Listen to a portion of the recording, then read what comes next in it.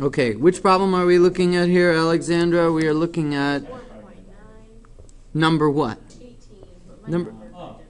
Okay, all right. So we have 4.9, number 18, and that's we're finding the most general antiderivative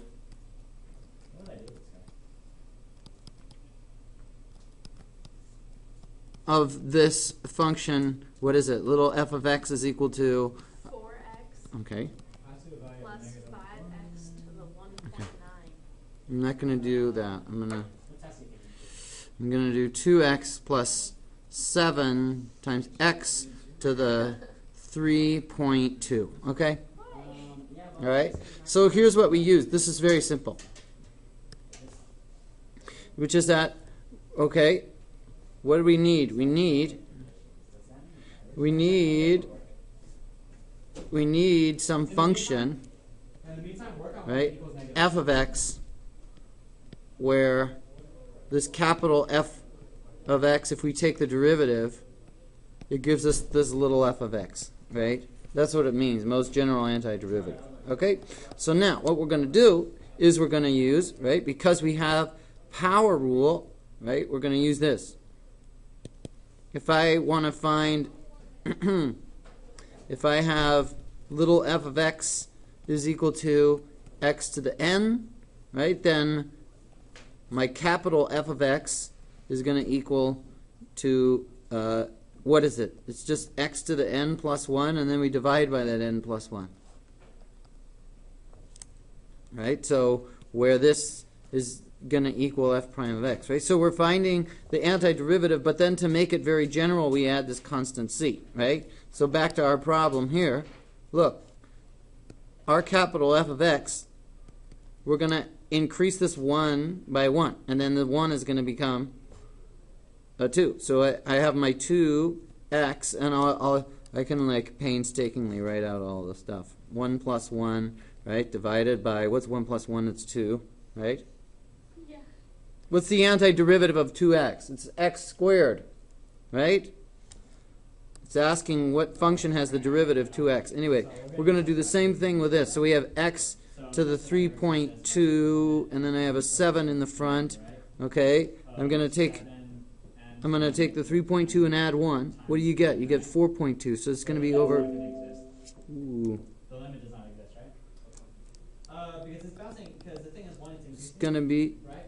This is why I switched to that other computer, because it jumps around. It's going to be over 4.2. Okay. So what's your final answer? Oh, wait, I forgot some things. What did I forget? I got to put a plus sign here. And also, what do I need? I don't know what you say. It's not forgetting the baby. It's just forgetting the constant of integration. You got to do plus c. Or else it's not the most general. Right? So you end up, it's not that bad. Okay? It's not that bad. You end up with f of x is equal to x squared plus 7 divided by 4.2 times x to the 4.2 plus c, and what I see is some simplification you could do. See, 42 is itself 6 times 7, so you could cancel a factor of, so it's 1 over 0.6, which is actually, if you really, 1 over 0.6 is going to be 5/3. Yeah. So all left is 7 times n, right? This guy can So actually, technically, diverge y. Because I did the test for divergence, right? it's going to be x squared plus 5/3 x to the 4.2 So both these plus guys c. diverge. Okay, now you want to check? Right? Here. So your interval convergence is going to be Check, yo. Check, baby. 1, 2, 3. How do you check? You're going to take the derivative. Okay? It just means that Check. Okay, check. this series What is it? F prime of x is going to equal, 2x plus, 4.2 times 5, that's 4.2 times 5/3. x to the 3.2, right? And then the c goes away, right? And so if you do this, you end up with 7. Okay? I know. Just don't worry about it. Try it in a calculator, okay? All right, so you end up with the derivative of the function you found is the original function, right? That's how you check, okay? Good. Now you're done. Now what was so hard about that? I didn't know how to do it. You didn't know the antiderivative of a power? Why? So, Yeah. Questions? what if it's not the power rule? What if you're not using the power rule, but you still have to take the answer? Find the answer. Okay, let's see if we have another problem we can look at here. What about, Let's see, did Patrick come back? no. No? Good. What?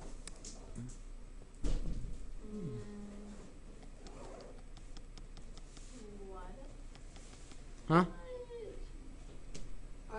11? Okay. Let's look at 11. Oh, 11. You know what this one is, though? Quotient rule? Mm-mm. No. Plug in? Nope. What? Then? We did one in class. Mm-hmm. Did you by any chance look at your notes from class? Something tells me maybe you didn't. Okay, this is 4.9 online, number 11. Okay, we have that f prime of x is equal to 2 over square root of, here it is. F prime of x is equal to 2 divided by the square root of 1 minus x squared, okay, where f of 1/2 is equal to, wait, what did I say? Yeah, f of 1/2 is equal to 1, okay? And they want us to find f of x. Find f of x, okay? So here, recall. Here's my solution. Recall, what's the derivative, d dx, of course you remember this, of sine inverse of x?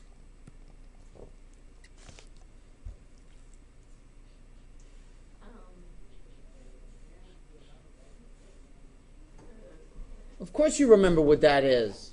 Yeah, of course I do. Well, if you want to remember how to do it, okay, here's the thing. Basically, that's sine inverse of x, right? Then sine, that's the angle, sine is opposite over hypotenuse, so that's x, that's 1. Then this is the square root of 1 minus x squared. Okay, and then if this is 1 over x? no. Anyway, long story short, it's 1 over the square root of 1 minus x squared. Okay? You want to derive the whole thing again. It's, well, it's that y is equal to, no. If you remember, sine of y must equal x. Implicit differentiation, we have cosine of y times dy dx equals 1. Therefore, dy dx is equal to 1 over cosine y, which means it's 1 over the square root of 1 minus x squared. Okay? So anyway, that's old news now. That's old. We have the formula. Oops. Okay, we have the formula right here. Just in case you needed to. We have this. Now, look at our function.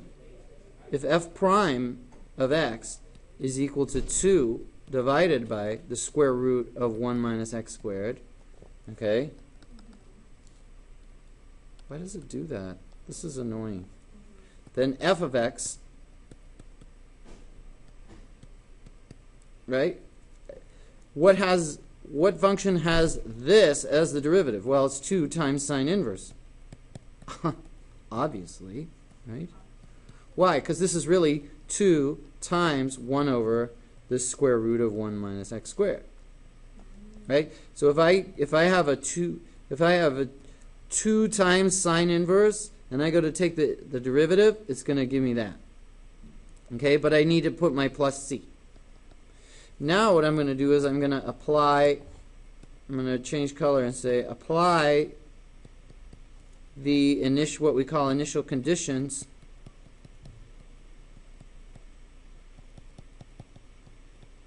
that f of 1/2 must equal 1. Okay? Okay, so what is that? That means my function f evaluated at 1/2 is going to equal 2 times sine inverse of 1/2, okay, plus c, and that's going to have to equal 1. So I just have to remember what's sine inverse of 1/2. Sine inverse of 1/2. Secant? Oh, You tripping? it's like cosecant. No, it's not. That's sine inverse. Oh my God. Oh no. Nobody understands inverse function. This is the angle where sine of theta equals 1/2. Right? It's an inverse function, not a reciprocal, not 1 over sine, but it's the angle that makes sine equal to 1/2. Okay? So if you remember your unit circle, Yeah. what is that?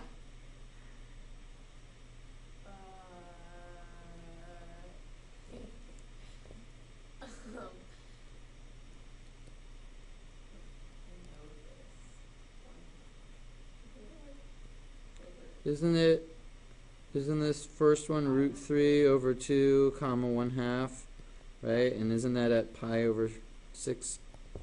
Yeah, it's pi over 6. Okay, so this thing is pi over 6.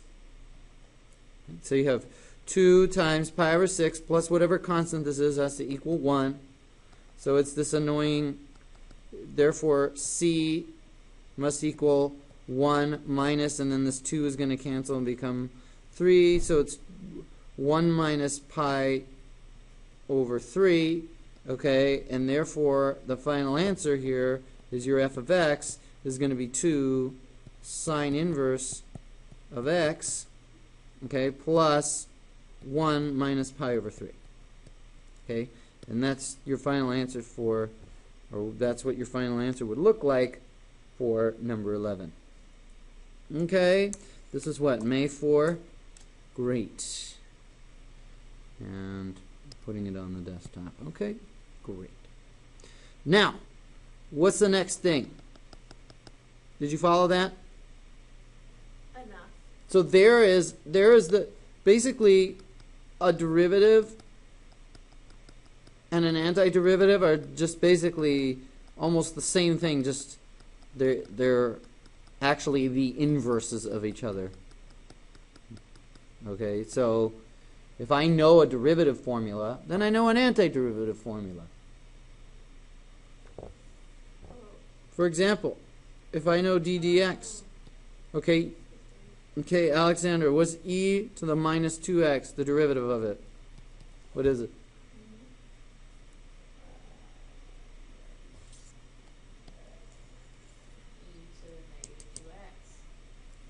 Right? No, times the derivative of this part, right? Times what? What's the derivative of this exponent thing? Yeah. So it equals negative 2e to the negative 2x, right? So if this is the derivative, oh, what's the antiderivative of this?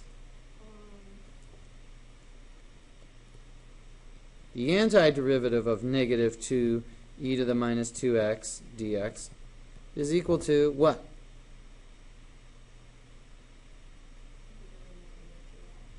Yes.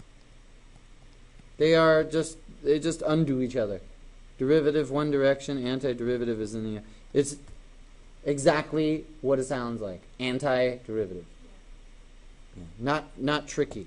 Not tricky. Okay, now I know. I'm not saying.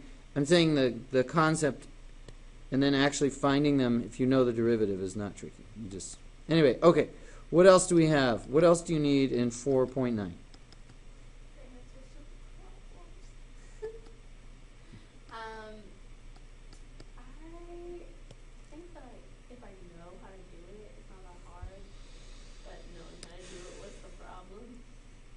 You know?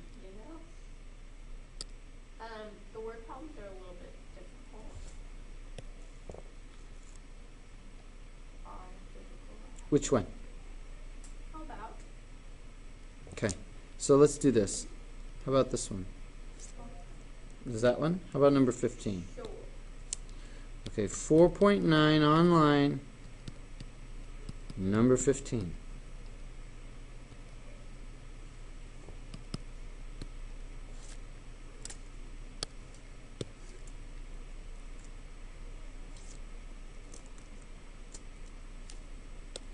Great.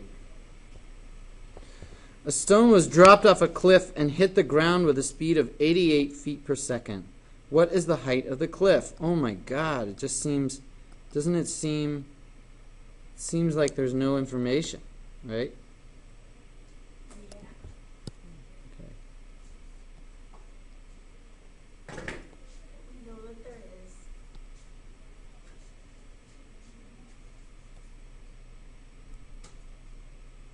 This is what I spent a little bit of time talking about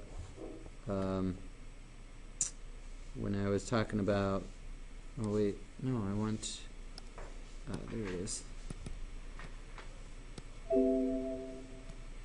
No text found. What are you talking about? How can I make this, I want this to be bigger.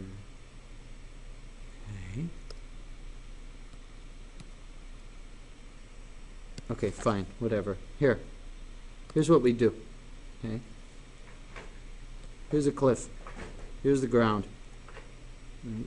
Let's think of this as height equals 0. What do we want? We don't know what the height of the cliff is. That's actually what we're trying to find. Okay? Or instead of height, we can call it y. Let's call it y. Okay? There's y. Now, here's the rock. Okay? This is rock. If it's dropped off a cliff, right? It's just let go, and then it falls. Pow. And right when it hits the ground, right? Sometimes we draw these things with, oh my God, we draw these things with vectors. And we say the speed. Oh, now I remember why I switched to that other tablet. The speed, velocity at the bottom is 88 feet. 88 feet per second. Okay? All right. What else do we know? Do we know anything?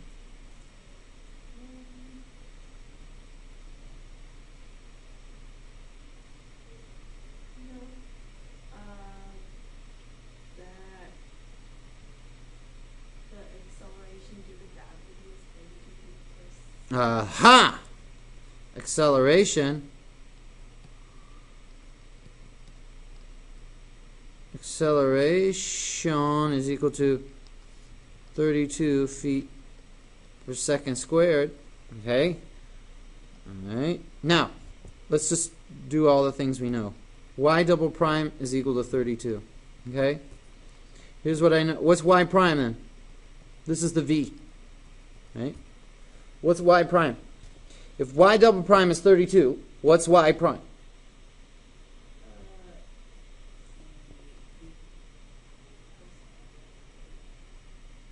No, that's just at one moment it's 88 feet per second.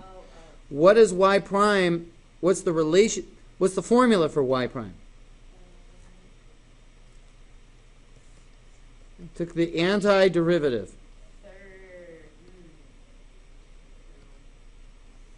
Okay, 30, it's a constant. What's the antiderivative of a constant? Yeah, but we're going to use t, okay, plus some constant, okay, and I'm going to call that the initial velocity. That's the same thing as c, right? That's our c. Now, what do I know about the velocity at time 0?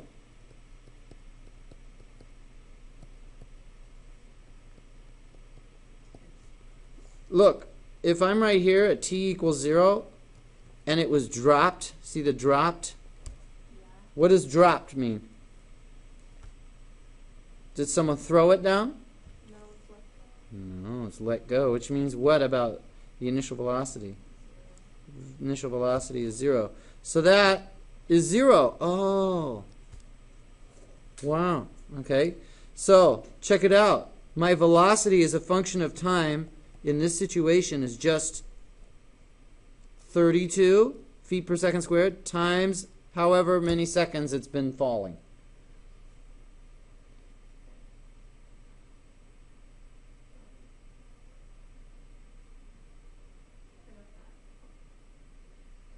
So, Archimedes figured this out in like 500 BC or something. go ahead. Trip off that.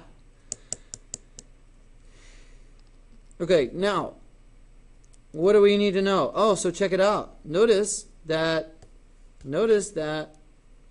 right, at the bottom, what do I know? The velocity Right. equals- Right. Velocity is going to equal 88, right? So, here's the time.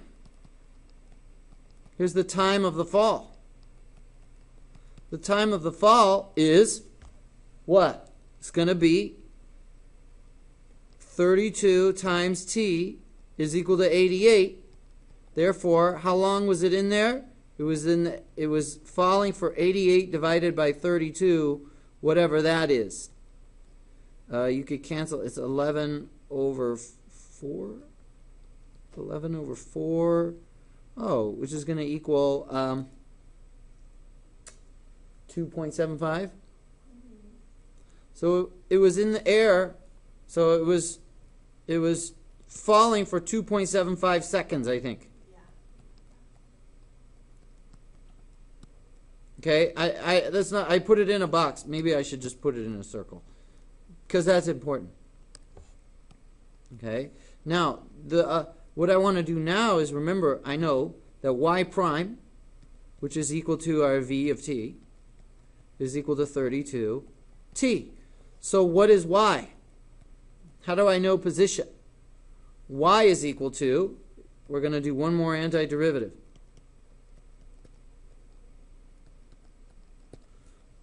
What's the antiderivative of 32t going to be? T to the 32nd.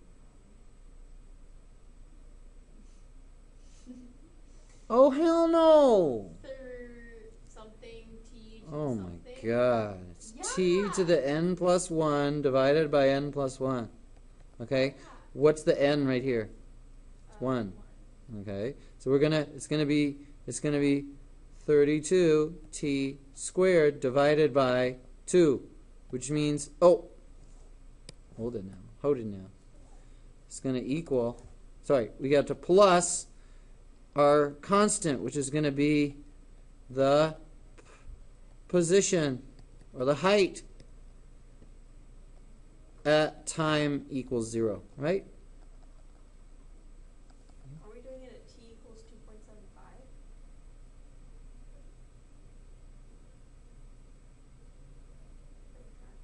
Actually, I guess we didn't even need 2.75, did we? Why? Oh, yes, we did. Yeah, because that's when it hit the ground. And That's right. Yeah. It's cool. We got this. We're about to finish this. Okay. Okay? Now, there's something that I messed up, though. Do you know what I messed up? I don't. Well, you'll see. So far, you can just kind of chug along here. This is 16t squared plus y0. All right. What do I know? I know that at the bottom, what was it? What is y equal to? 0. And time is equal to 2.75 seconds. Okay? So, you know what I do? I can plug all this into this. So at the bottom, I get this formula. 0 must equal 16 times 2.75 squared plus the thing we're looking for, which is y0. Okay? And basically what you get is you get y0 equals this negative number, whatever that is. What is it? I don't know. What do you know? Those figures I don't remember. This is going to be negative. Negative. Oh. Equals.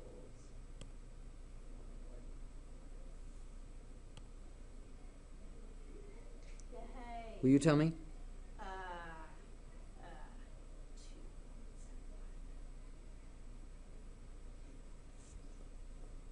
121. That's feet, okay? Now, why is this negative? You know why? Because actually, the original acceleration should be negative, right? So if this is like a positive height, right? Then this should be negative acceleration. And if you have it's fine. I mean, we know how high the cliff is.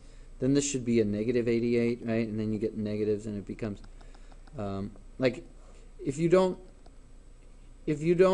think about that much, you just have to go at the end and don't enter a negative answer, right? So the cliff, okay, really this should be a negative, and then this becomes a plus. So you would say the cliff is 121 feet high, like that. Okay. Now notice that this is kind of cool because all you did was know the acceleration of gravity, and you know how fast it was going when it hit the ground, and you can tell how high the cliff was. Yeah. Although measuring the velocity of the ball, well, you can measure it. Anyway, this is physics problem, and we're just grinding it with mathematical methods. In a physics class, you're supposed to probably think a little bit more about the physics. In this class, we're just showing you how the calculus fits into it. And calculus was actually invented to solve physics problems. So there you go. All right. What else should we do?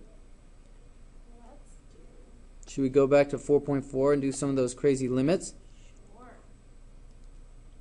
I have 80% of 4.9 Okay. Here, actually, you know what? I want to take. Let me take. Let's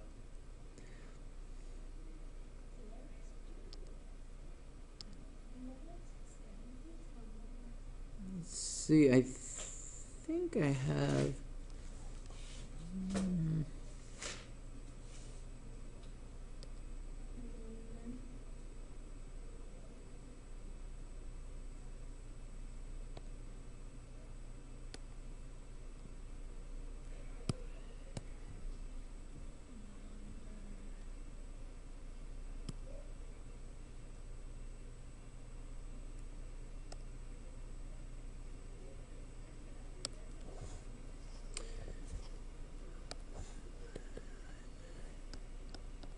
What else? What about 4.4 number 10? Oh, yeah.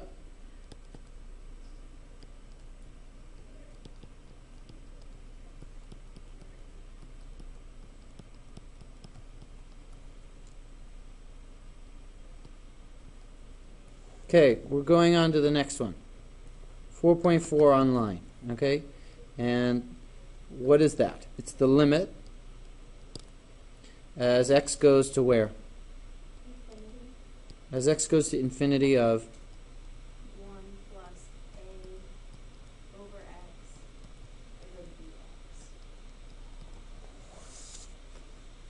Okay.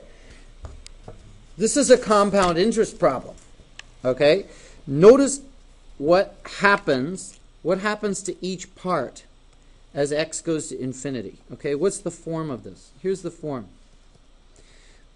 We have 1 plus a over x, right? And then we have bx. As x goes to infinity, what happens? Ax goes, where does ax go as x goes to infinity? Okay? As x goes to infinity, what happens to a over x? Just this part. It goes where? Which way does it go? Goes to... 0. Yeah, so that's going to 0. Bx is going to infinity. Right? So this whole thing looks like 1 to the infinity power. Okay? 1 to the infinity power. Now, this is indeterminate because you have the idea that something to the infinite power is going to be large, or maybe 0, right? But 1 to any power is going to be 1. So you can't say it's 1, and you can't say that it's like going to infinity. Okay? So this is indeterminate. It's indeterminate, and you know what it means? We can somehow use L'Hopital's rule, right? But in order to use L'Hopital's rule, okay, so to use L'Hopital's rule, or really it's Bernoulli's rule, but everybody calls it L'Hopital's rule, right? You need like f of x divided by g of x, right?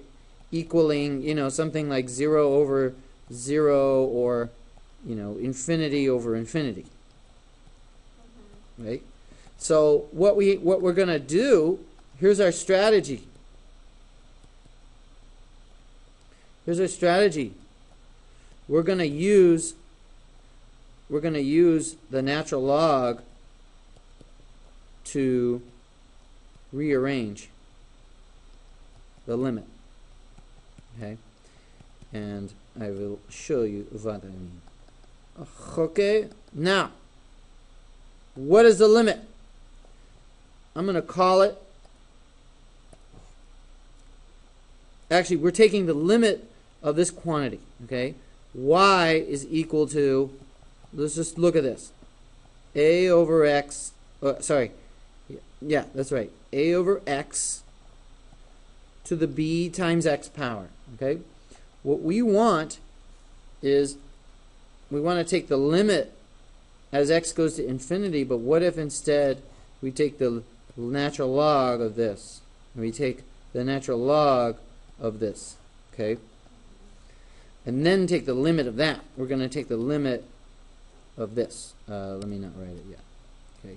So what happens is now, in the next line, you should be writing this down. What are you doing? Are you? Bx, okay, times natural log of just 1 plus a over x. Okay? But this quantity is not a quotient yet. So you know what we about to do? Check this out. What if I make this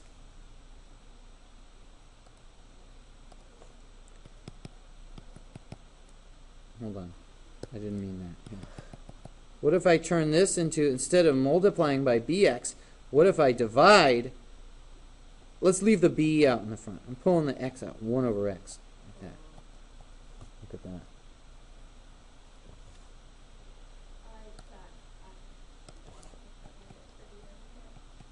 It didn't, but remember what our goal is? Now, it looks like, doesn't it look like, looks like, f over g. It looks like a ratio. It looks like a ratio. Okay? Now, so you know what we could do? Since it looks like that, I'm back to red. Here's our original. Now what we're going to do is we're going to take the original problem. We're going to say the limit, okay, as x goes to infinity of the natural log of y is going to equal the limit as x goes to infinity of this thing. B times ln, and the b is just going to be chilling, okay? It just comes out in the front, 1 over x, okay? Now if I let me take the b out, okay? So the b is just a constant.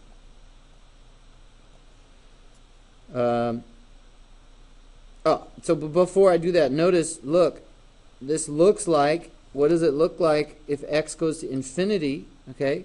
If x goes to infinity, this thing, as x goes to infinity, it looks like I'm going to have the natural log of 1 divided by 0, which is equal to 0 over 0. Right?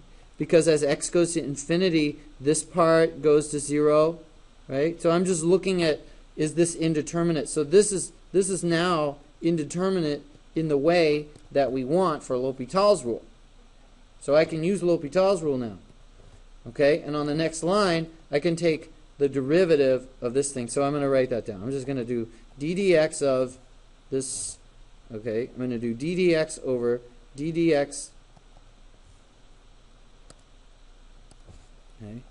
And I'm just going to copy it down again. Okay? Taking the d dx of natural log of 1 plus a over x. And I'm taking d dx of 1 over x. Like that. See that? Okay. Now, using L'Hopital's rule, we're going to need some more space. Okay? I'm going to have the b chilling out front times the limit as x goes to infinity of, what's the derivative of this natural log of 1 plus a over x? 1 over 1 plus a over x.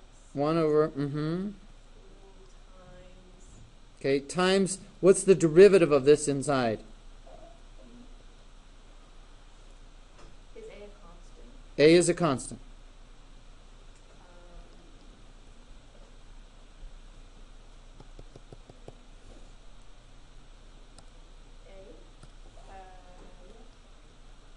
A over x is equal to a times x to the negative 1. So it's Okay. negative It's negative a times, if you have to subtract 1 when you do the derivative, remember? Yeah, otherwise known as minus a over x squared, like that. Okay, so then d dx of that thing is going to equal that. Okay, so the derivative is minus a over x squared. I should make it blue. Minus a over x squared. Okay, and then that's the same as the bottom. The bottom is just going to be 1 over x squared minus 1 over x squared. So this is going to be minus 1 over x squared. I'm taking the ratio of those. Derivatives. Okay, simplifying. My b is still out here. My x going to infinity. I'm going to multiply through by the minus a over x squared. Okay, so this becomes, actually, notice the minuses are going to cancel. The minuses go away. So if I multiply through by the top, I have a, and then I have x squared hitting here and here. X squared, okay, plus a times x. Okay, this is all over 1 over x squared. Okay, and what happens is, now I can just flip this over. Okay, and actually, no, I should test it. Is this still, you know what? Let's see what we can do. Let's just manipulate it some more, because we should always simplify. Okay. Now I'm going to basically write this as times x squared. So this is a over x squared plus ax times x squared over 1, right? And that's going to be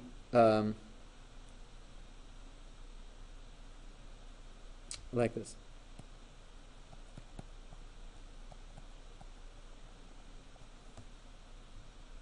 I end up with a x squared divided by x squared plus ax.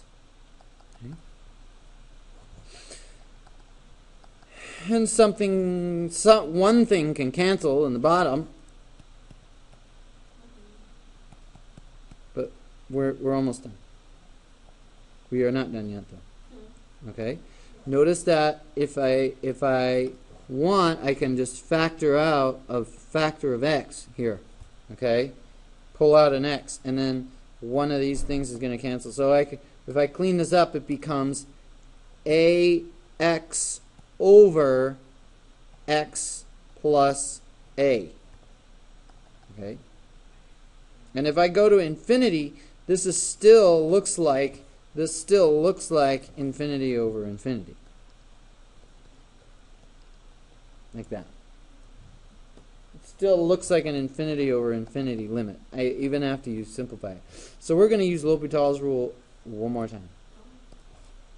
I know. You're excited, I can tell. But it's much easier this time. Okay? And actually we could do it without L'Hopital's rule, but we're doing it up. I'm just going to L'Hopital it up. You could factor out the x. You'll see. It's going to go to a. As x goes to infinity of, what's the derivative of this thing? It's just a. And then the derivative of this thing down here is 1. Therefore, oh my God, the limit as x goes to infinity of the natural log of y is going to equal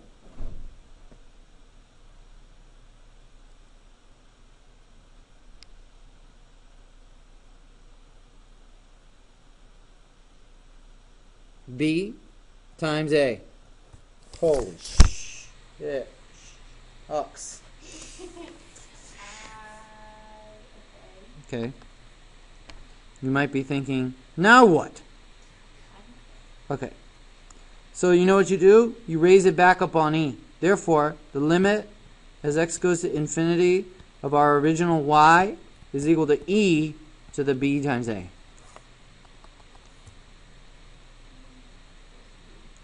Right? Why? Because e is this inverse thing here. Okay? Then you get back. Yeah. So basically the answer is e to the b times a. Yeah. Pretty cool. Has to do with compound interest.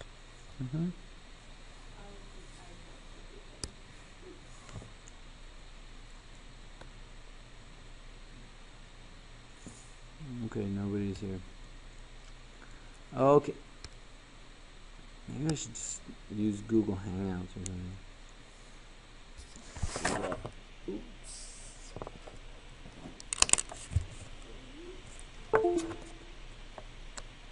Did it work?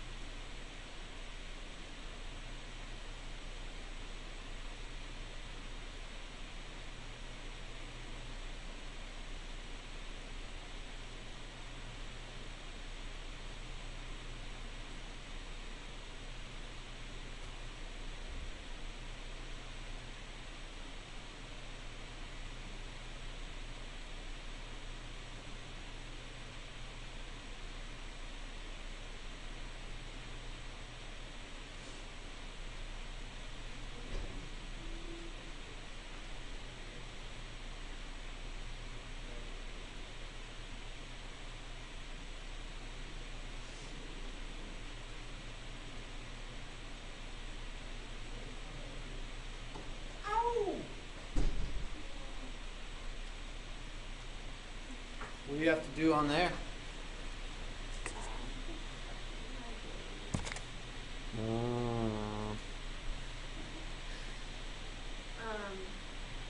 What happened? Okay, let's do another one. What's next?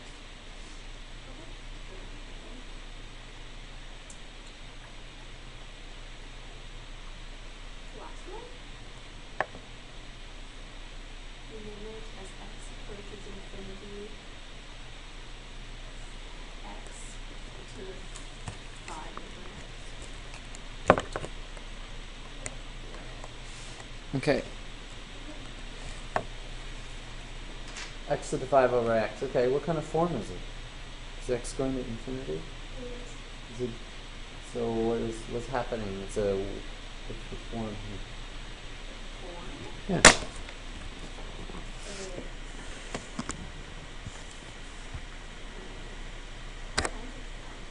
Oh, that's the Right. So is this like infinity minus infinity? Is this like Oh, it's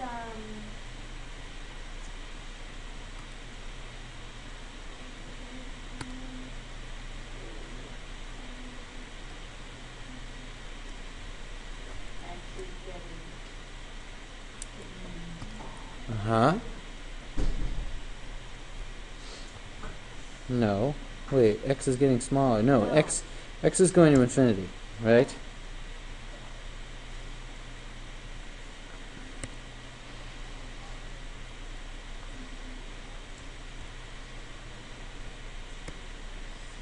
Crap.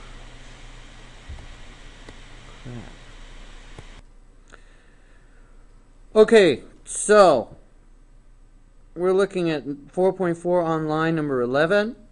If you think about where the different parts of this function, x to the 2 over x, are going, then this main part, the x, is going to infinity, but the exponent is going to 0. That's called an indeterminate power. Whenever we have an indeterminate power, we're going to use the natural log function. Other examples of indeterminate powers are like 1 to infinity, like that, right? Or 0 to the 0th power is also an indeterminate form. So things like this, we actually can use L'Hopital's rule if we take the natural log. So we're actually finding the natural log of the limit. Okay, and if you look at the graph of this function, x to the 2 over x, you can see that it actually does, as x gets bigger and bigger, settle into a constant value. So we're essentially finding the horizontal asymptote of this function. So here's what we're going to do. I'm going to first say, here, let L equal this limit. Okay, as x goes to infinity of x to the 2 over x. I'm going to take the natural log of both sides. So the natural log of L, okay, is going to equal the natural log of this limit as x goes to infinity, x to the 2 over x.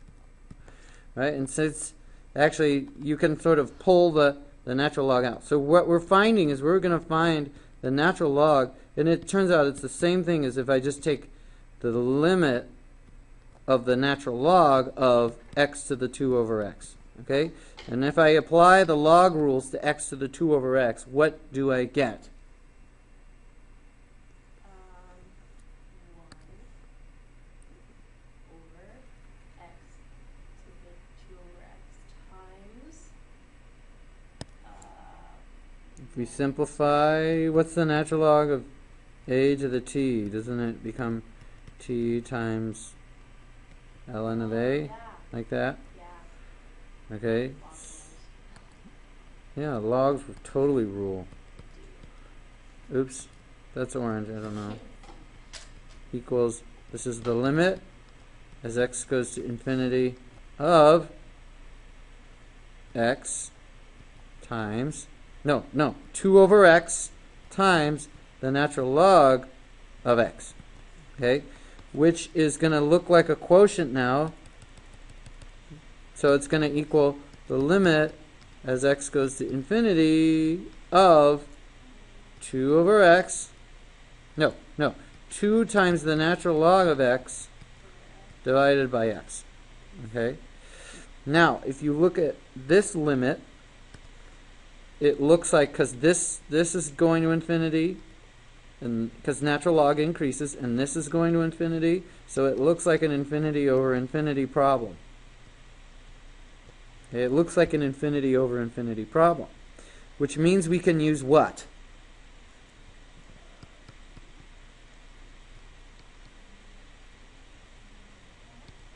Indeterminate. We can use L'Hopital's rule, so therefore we are justified in using L'Hopital's rule.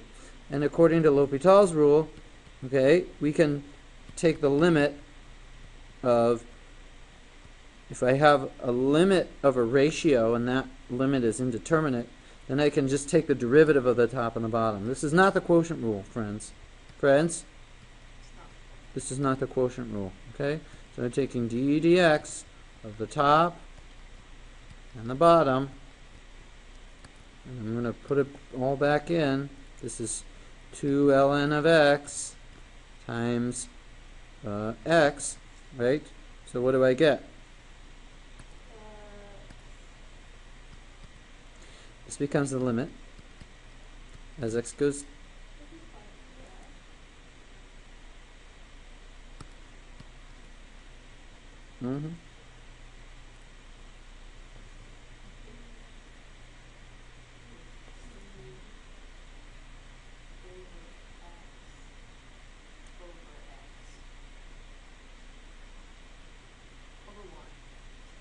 Uh-oh.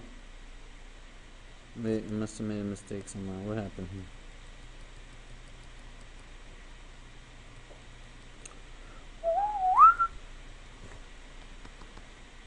here? Oops. Something wrong here.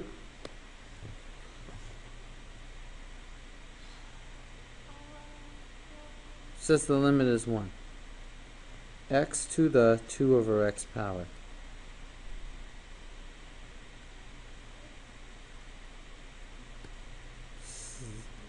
Tells us the answer should be 1.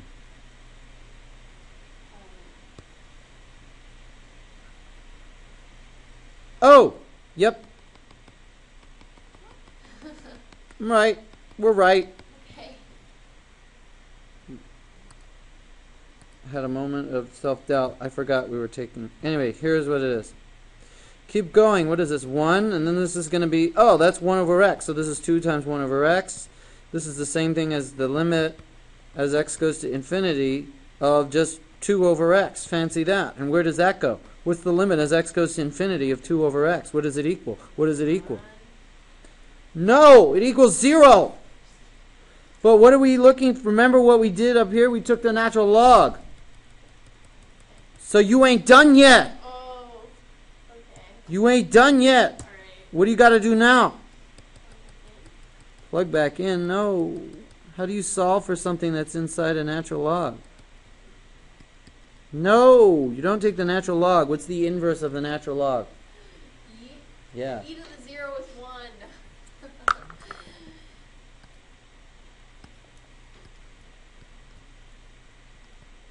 So what do you get? L is equal to e to the 0, which equals 1. Therefore, the limit as x goes to infinity of x to the 2 over x must equal 1. Okay?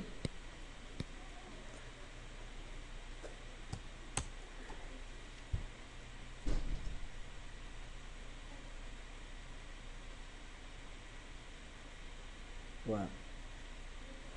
Yeah. But, he never came back. Yeah. Alright. You have to go?